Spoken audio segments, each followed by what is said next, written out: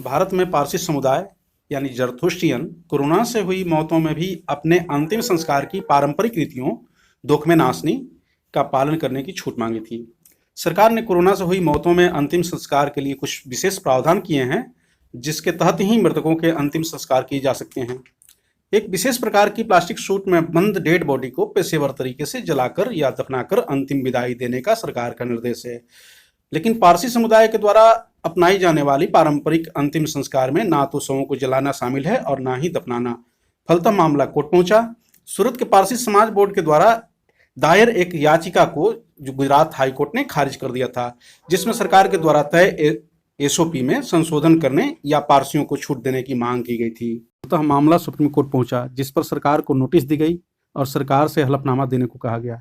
सरकार के द्वारा दायर हलफनामे में कहा गया है कि अंतिम संस्कार के लिए जारी एसओपी में किसी भी तरह का संशोधन नहीं किया जा सकता, जिस पर 17 जनवरी 2022 को सुनवाई करते हुए सरकार की तरफ से कोर्ट में उपस्थित सॉलिसिटर जनरल तुषार मेहता को कोर्ट ने सुझाव दिया है कि इस मामले पर सरकार विचार करे तथा संबंधित पक्ष को शामिल करते हुए एक उचित हल तलाशने का प्रयास करे, जिसमें कोरोना वायरस से संभावित खतरे को ध्यान में रखते हुए भी परंपरा के निर्वहन के लिए कुछ उपायों पर पारसी धर्म के विद्वानों से भी सुझाव लिए जा सकते हैं तथा जरूरत पड़े तो एसओपी में संशोधन भी किए जाएं। बढ़ते हुए कोरोना संक्रमण के मामलों को देखते हुए सरकार एसओपी में परिवर्तन नहीं करने की बात कोर्ट में रखी है।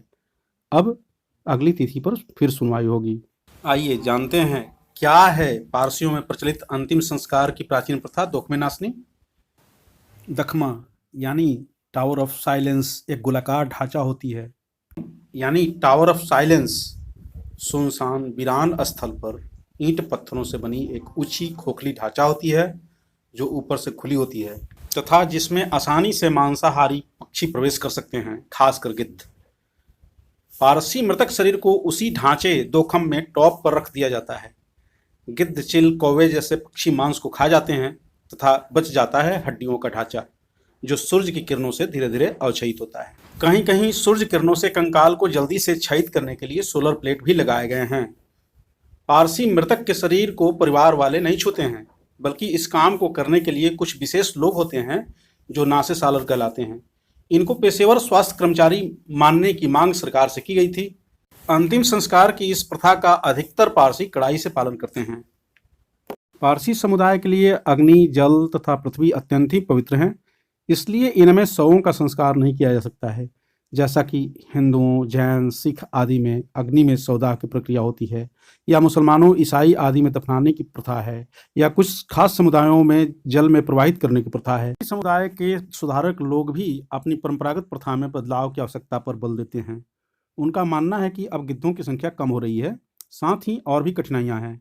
दुनिया में सबसे ज्यादा पारसी आबादी भारत में ही है। पारसी भारत के अल्पसंख्यक समुदाय हैं, जिनकी भारत में जनसंख्या लगभग 57,000 ही है।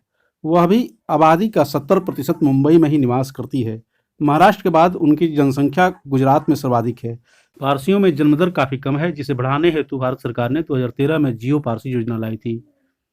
पारसियों में रक्त शुद्धता जैसी बातों पर विश्वास किया जाता है, जिससे दूसरे धर्म में शादी से पैदा बच्चे पारसी नहीं हो सकते, खासकर दूसरे धर्म के पुरुष से पैदा हुए बच्चे। इस तरह की दकियानुसी विचार भी पारसियों के कम आबादी के कारणों में से एक हैं।